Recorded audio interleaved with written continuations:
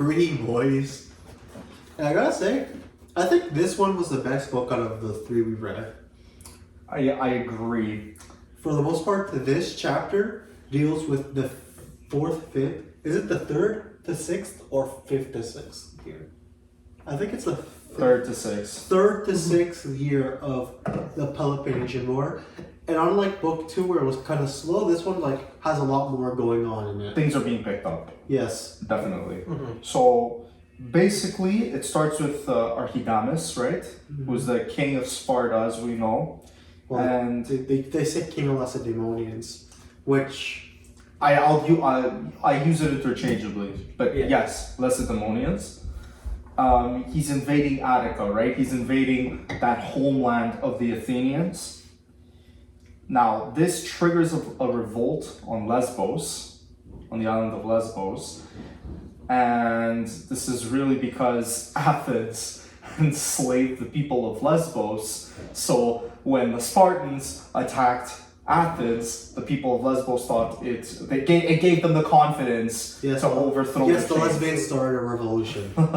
By the way, I do think the word lesbian might have come from Lesbos. It did. Yes, okay. It did. Okay. Small side tangents because there's a famous lesbian poet who was from Lesbos. Oh, okay. So now we get a proxy war.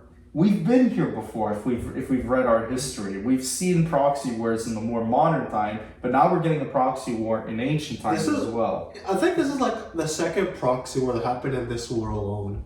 The first one was in book 1 with Potidea. Now this one is with Lesbos. So now Lesbos is sort of in the middle of these two big powers, right? One is obviously the established one, and one is the up-and-coming one, right? We established this last 2 weeks ago. So it turns into a proxy war for Athens with the Mytileneans, right? The people of Plataea are then attacked by Thebes, and they retreat to Athens. And Athens then defeats the revolt from the Mytileneans, right? So these revolts are happening simultaneously. It's really chaotic, right? One revolt's being put down, another one's being continued. Chaos, just chaos is everywhere. And I actually think we should actually talk about specifically Mytilene and the internal discourse between the politicians. Yes. In there, because this would I think it would set off I guess what you would call international policy, international relations. In their international relations with revolts, because after they were taken down, then the Athenians had to ask the question, what do we do with them? And we have two sides. You have one side that says, hey, they screwed us over. We need to destroy them such that they cannot revolt anymore, and it will deter other revolts from happening. So they set off a batch of people to do that because they immediately said, okay, we'll do that. But then afterwards, you have another guy saying, hey, okay, let's agree, we're agreeing here that they backstabbed us, they screwed us over, but we have to think of this in a more logical way. And if we were to just obliterate them, they'll obviously, if it were to happen again, and obviously this is going to there's the implication that chances are this sort of thing is going to happen again. So you're okay, well, we can at least make it so that they're not going to completely fight to the last man. And hey, when we take them over, there's actually something left to take over instead of the land. A little bit like Herodotus, right? I think, was it Croesus? I think one of... I know what you're talking about. The Persian generals. Yeah. It's something to do with either burn the city or keep it, right? It was for riches. I remember this one. You have Croesus, his entire city was taken over, and then you think it was Cyrus. I think it was Cyrus by that point Then he was saying, he's like, hey, you want to stop your man from taking over? He's like, what do you mean? We're taking over your city. No. It's your city. And they're taking over. They're destroying your city. So I was like, yeah, you're right. It's kind of that same relation where they realized, hey, we've taken them over. Let's make it so that they can actually pay us back. Because they still want the taxes. The land is not necessarily useful by themselves without people to use it. Use it. Mm-hmm. So then after you have one of the politicians say that they're like, oh damn, they're right, we messed up. So very interesting, right? Yeah. That in Thucydides' eyes, when he's depicting these events, one of the options is just cold brutality, just complete destruction, as you were saying, Paul. And the other option isn't kindness, it's we need to keep these people alive so we can keep using them. Mm-hmm.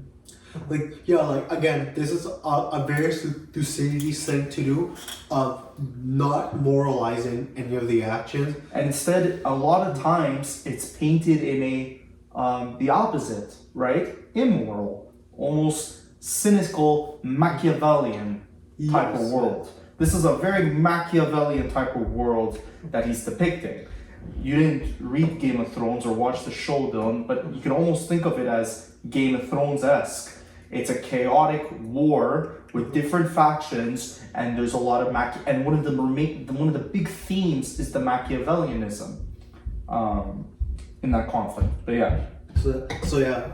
So after they realized that maybe we shouldn't just murder everyone. Also, they weren't. I didn't mention this. They weren't just taking out the men; they're taking the women and the children as well. They're destroying. Which is not uncommon in the Bible. This was also written as well. In the Old Testament, in one of the books, we're going to be reading this when we get closer to Augustine and Aquinas, right? God says that you can kill all the men and kill all the women, but take their daughters, the people that you can't take their daughters as your wives.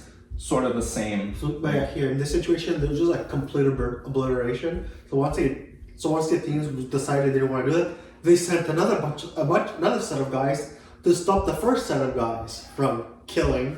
So they got there just in time. So yeah, I think it was Diodotus, right? Yeah, I think so. He argued against execution of the Mytileneans, and that they are actually useful. Athens spares that city, right? Mm-hmm. And at that same time, Sparta decides they are going to kill the rest of the Plataeans from the attack by Thebes. So notice that Athens eventually chooses to spare the city so that they can then profit from them in the future, whereas Sparta decided to take the option of killing everybody. I think that this is my inference, but that could be set on how both of the city-states gain their power. And Sparta is usually they're all landlocked. The Lacedaemonians they're all landlocked, and they individually have strong militaries, and I guess their land is valuable. Athens by itself is not necessarily that strong, but what it does have is a strong naval power, and it uses that to tax a bunch of the small island nations. And establish them. And that establishes their power. So I think it makes more sense for the Athenians to be a bit more loose, because in the end, even though they're revolting, they still get taxes from the cities, while Sparta isn't. They kind of just do a normal Viking thing of just taking their stuff. Yeah, plundering, right? Yeah, they just plunder things. That's a very good point, Paul. When I first read that, I don't know what happens at the end. For the record, nobody say. But I think. Did you ask us not to spoil history? No, but sorry. Yes, please. World War II spoiler: Hitler dies. That's different. That's different. I saw it as Thucydides is sort of giving you a hint as to who's gonna win based on what tactic they used. And I think you had told us what happens at the end. Paul, please don't say. when we get at the end, I think it's going to confirm a lot of what happened when we think about it retroactively. I don't even think his history is even tackling all of the Peloponnesian War because he died before he could finish it. Really? Yeah. Okay. That puts a different Yes. layer to it. But no, there is one thing, he did live to witness the end. So, and there are hints of this in book 2 on how it's going to end. Okay. So, the Corcyra revolt, the island of Corcyra, Kerkyra, it's near my island, Kefalonia. They revolt and they're also defeated. And at this point, Thucydides also provides a big cautionary tale on illuminating the reflection of nature, I wrote, and the evils of revolution. And this is a paraphrase. So bloody was the march of the revolution, and the impression which it made was the greater as it was one of the first to occur. Later on, one may say, the whole Hellenic world was convulsed, struggles being everywhere made by the popular leaders to bring the Athenians and by the oligarchs to introduce the Spartans. In peace, there would have been neither the pretext nor the wish to make such an invitation, but in war, with an alliance always at the command of either faction, for the hurt of their adversaries and their own corresponding advantage, opportunities for bringing in the foreigner were never wanting to the revolutionary parties. I think he was trying to say that when revolution comes, disorder happens, and you could do some crazy shit like bring in the foreigner, the Persians, into this conflict. That's what I got. Oaths of reconciliation being only offered on either side to meet an immediate difficulty. So we offer reconciliation in order to alleviate something that's happening to us, right? Maybe we're being pressed on by another adversary, or the war's going on and it's destroying us. So for selfish reasons, we will reconciliate. Only held so long as no other weapon was at hand. The leaders in the cities made nefarious professions, on the one side with the cry of political equality of the people, on the other of a moderate aristocracy, but they sought prizes for themselves in those public interests which they pretended to cherish, and stopping at nothing in their struggles for ascendancy, the politicians engaged in direct excesses. In their acts of vengeance, they went to even great lengths, not limiting them to what justice or the good of the state demanded, but making party of the moment their only standard. Meanwhile, the moderate part of the citizens perished between the two, either for not joining in the quarrel or because envy would not suffer them to escape. So we've seen this before, where in times of crisis, war, revolution, the moderates either die or they're forced to pick sides on either of the extremes. And I think Thucydides very eloquently was saying something that's been a characteristic of human history for a long time. And the end of the Corcyraean revolt gets us in the 11th chapter, which is the campaigns of Demosthenes and the ruins of Ambracia. I thought they the campaigns of Demosthenes, it's kind of like the closest thing they had to a Vietnam War in Greece. Where one of the powers they were being put in, it was a faraway colony, right? Far away. It's like kind of far away. It's like as far away from that time. Basically, they want to take over like a large enough area called Aetolia, and for the most part, they wanted to take it over for they're at war. This is the Peloponnesian War. So you have this guy named Demosthenes who gets people to set off on a campaign along with their allies, the Thessalians. For Athens. Yeah, for Athens. A few of their allies. And they managed to go into a region called Aetolia, which houses a bunch of innate nations, Aetolia being one of them. So initially it was a success, where in the case where they managed to take over a few.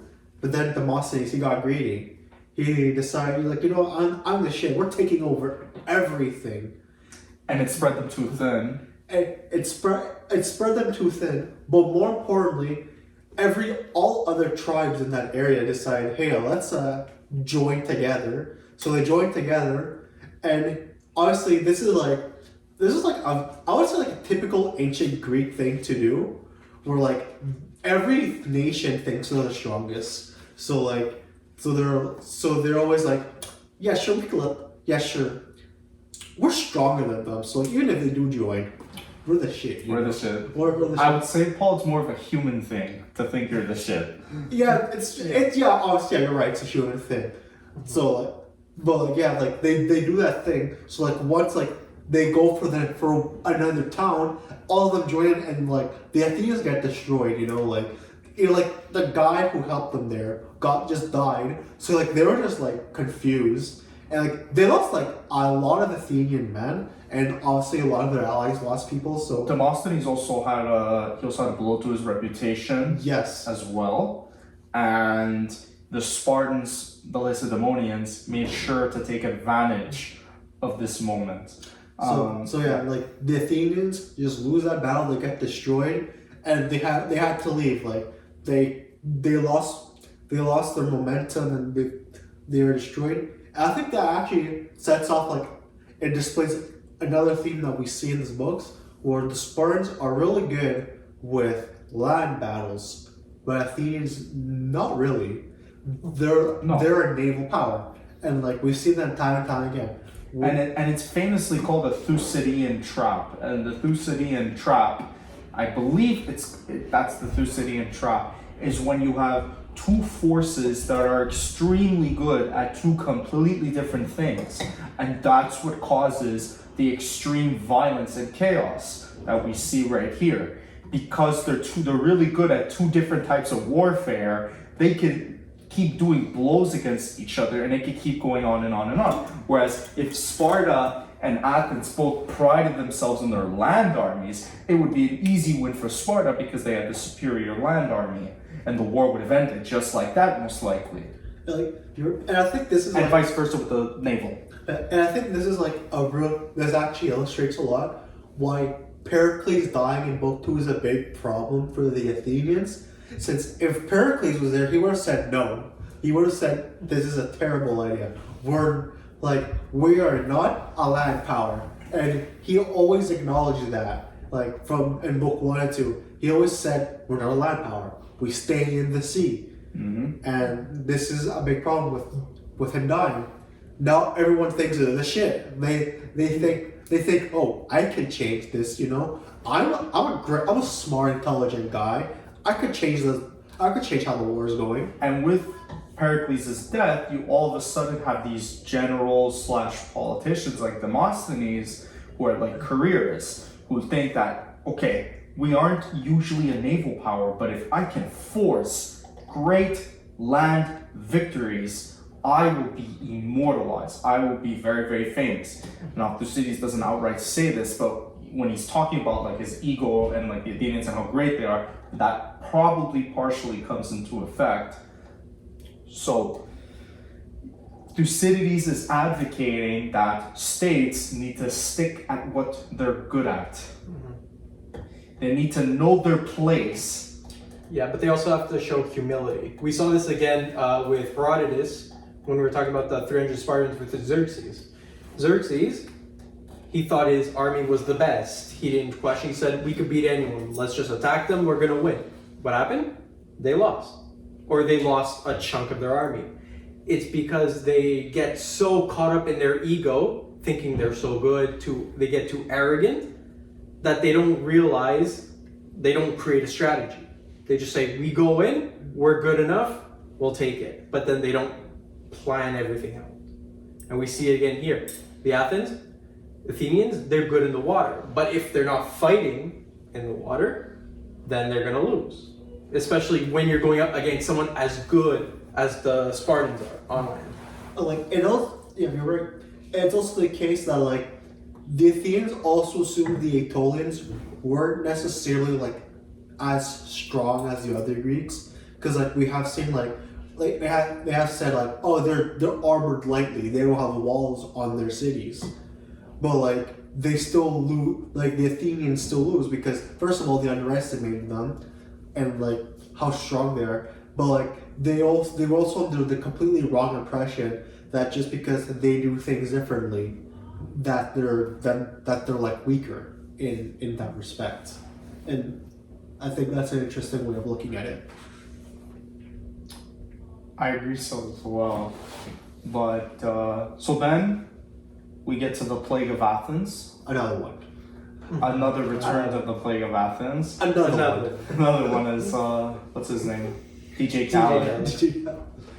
So then we also get then we get a couple other skirmishes in neighboring cities. I didn't bother. Obviously they were in the book, but didn't think they were that important. I just wrote skirmishes in neighboring cities, and Demosthenes ultimately gets a dub. Oh, does he? I forgot about that. He does ultimately get a dub at the end. So there is some like intelligence and good strategy to him as well. Then we have a minor withdrawal of the Spartans from the region. Because there's earthquakes. And there's an eruption of a volcano. What's the name of the volcano? Etna. Yes. Etna. Which is still there, right? You see it, yeah. Is it, wait, in current days, Etna, are there still people living there? Yes. Fuck. I don't know if it's active. Okay. So then, and what I wrote, the natural chaos mirrors the political chaos. Thucydides, I think, intentionally includes the eruption of Mount Etna to also symbolize you that shit's hitting the fan, and we're not done through yet. And even though it's definitely an upward take in entertainment from the last book, we're not even done yet. We're just getting started. Yeah, and this book ends at the end of the 6th year. Yeah. So, I think some really important themes. Thucydides tends to think that during times of crisis, the moderates are destroyed and gotten rid of. I mean, we could kind of understand why. Many parallels to today. Many parallels in other historical periods. We see clearly. We've been refuting this, but we've been seeing this, a lot, but we're still seeing it where, like, Thucydides, because he's a general, maybe a grizzled general, he sees it in that unmoralistic sort of way.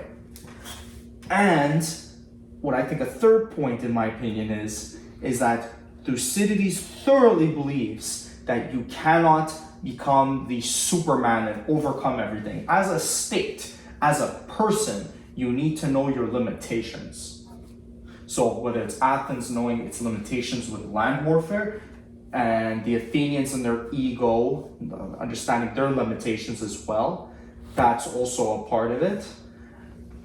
And you also had this cruelty versus non-cruelty thing with how they were going to treat the Mytileneans. Mm-hmm.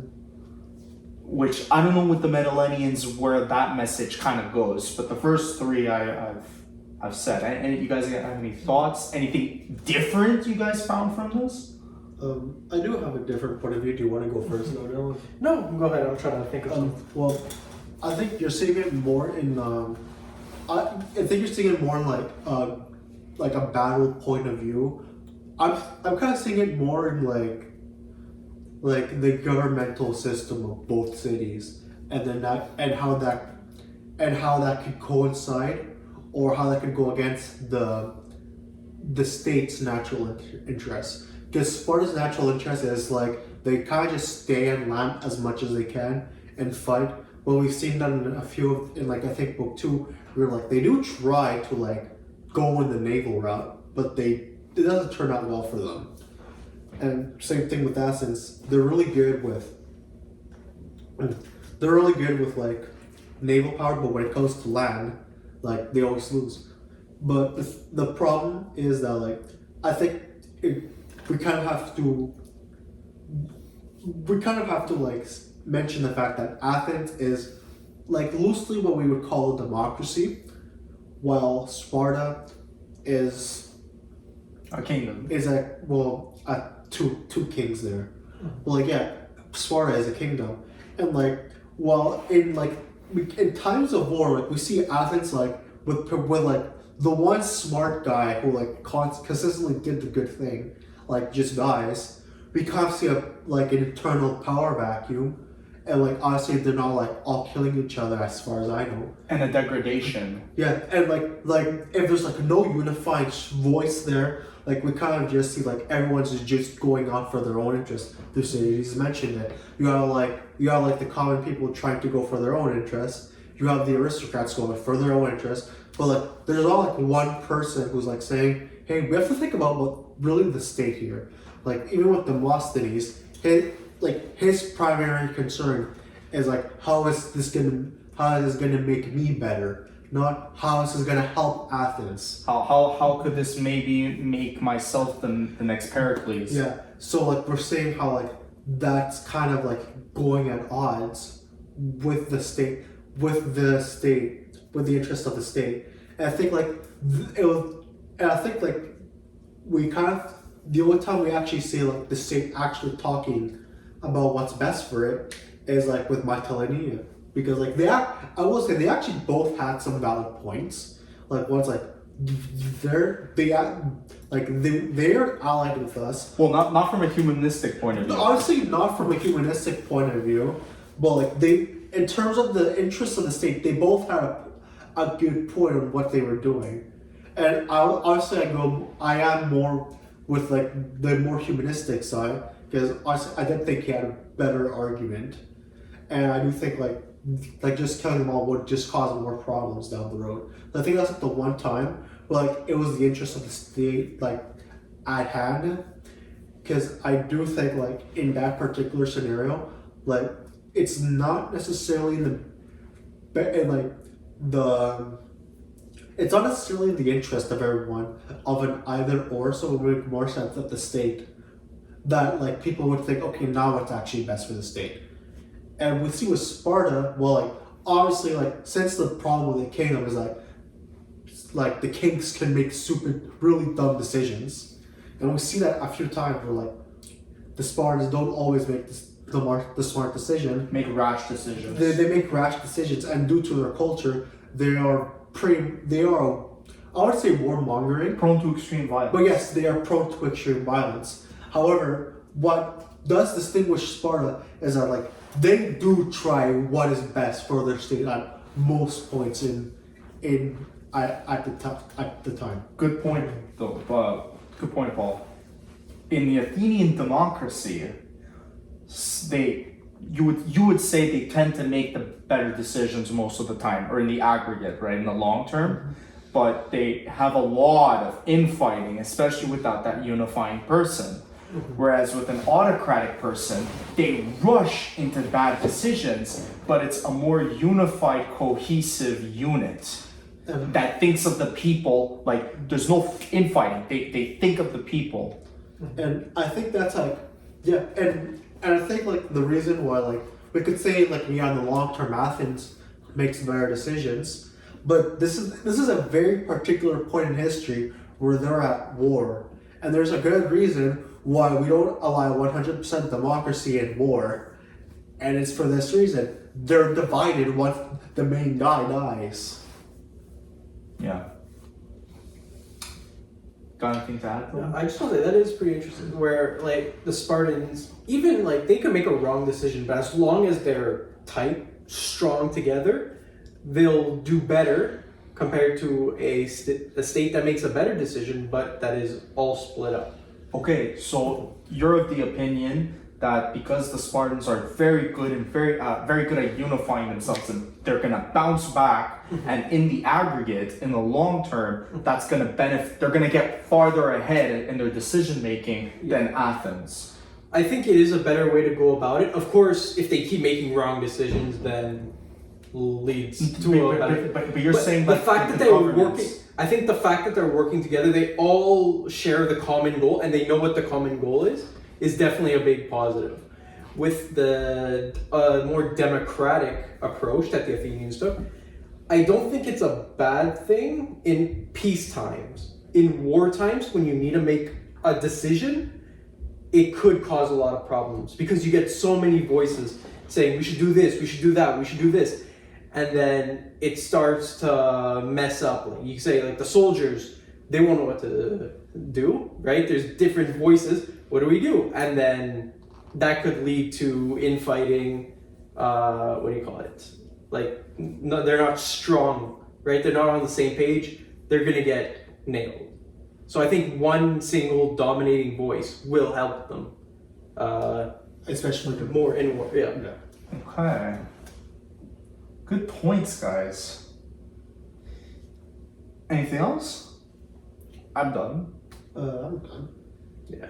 Just, I guess we've already discussed this, but again, we always see ego, right? We've seen this so many times where ego is a big part, right? Overconfidence, like too many big personalities. Yeah. If going into a battle expecting a win will always cost you, right? We see it modern times in sports and stuff.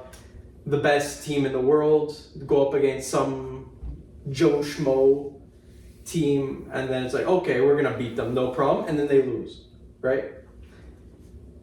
It's something, I guess, what would it be? The hubris. Hubris, yeah. And I feel like Thucydides usually talks about this. We saw it with Herodotus, but I think we're seeing it with Thucydides as well. Something about the hubris going in. A more destructive, because he's much more realistic. It's much more destructive consequence of hubris, and just thinking that you're not a prisoner of the materialistic realities in your world, right? The Athenians thinking they because in their perspective, they're Athenians. They've never seen things from like another city-state's perspective, so they think they're the best. They think that the world's written with their ink, and they're gonna come and take it over. But of course, they did not take into account the real materialistic evidence that they just are not that well designed, at least at that time, at that point, for land warfare, right? So Thucydides, it's much more grounded, materialistic. We have to look at the options, and it's justified the means, utilitarian point of view. I actually do want to add one thing. And like, I do think the generals that the Spartans have and the generals of the Athenians have different incentives. Because here's the thing, like the generals, they're usually like a king or very high up. Even if the general of the Spartans like lose, they could still go home and they would probably be fine. If a general on the Athenian side loses, they're screwed. Like Thucydides was a general and he got like exiled or some shit. Like for a failure, yeah. Like so like here's the thing. When a Spartan like messes up, they don't have like the incentive to like continue going, even if they did bad. But if a team does bad, they have the incentive of like, hey, let's like double down. So like, hey, maybe I could still get something out of this. Or else I could get exiled, or my career could be ruined. Like I could be exiled. Like I could like lose everything, and like even like the lowest Spartan, like they're still well off, you know. And that'll make them make rasher decisions, stupider decisions, and also put their men's lives at risk more. Because if they're just thinking, because if they could get killed or exiled, they're just thinking about themselves. They're gonna have no problem sending their men in a rash way that gets them killed, thinking that it's just gonna solve all their problems if they're in a jam to get them out of that. What you said, Paul, reminds me. It's a bit of a meme at this point. It reminds me of Breaking Bad, because Fine. Go I ahead. think it's a good point, because think about it. Walter, right? He has this cancer diagnosis, and at 50 years old, he realized that he hadn't achieved a lot in life, right, guys? Mm-hmm. So his incentive is to make a lot of money, but when? Now. He has to do it now. Mm-hmm. So that's why he tries to rush everything in the show, and it gets into a lot of shit. Whereas Gus, he doesn't have that cancer diagnosis. He doesn't have this need to like prove everybody wrong.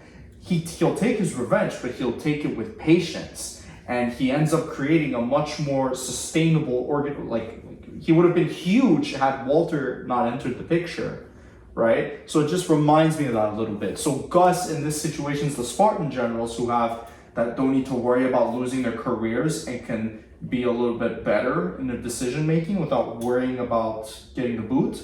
Whereas Walter's the Athenians. Walter has to get his huge empire. He has to get his millions now. Has to be now. You know, I actually do agree. That actually is a good point. I will admit.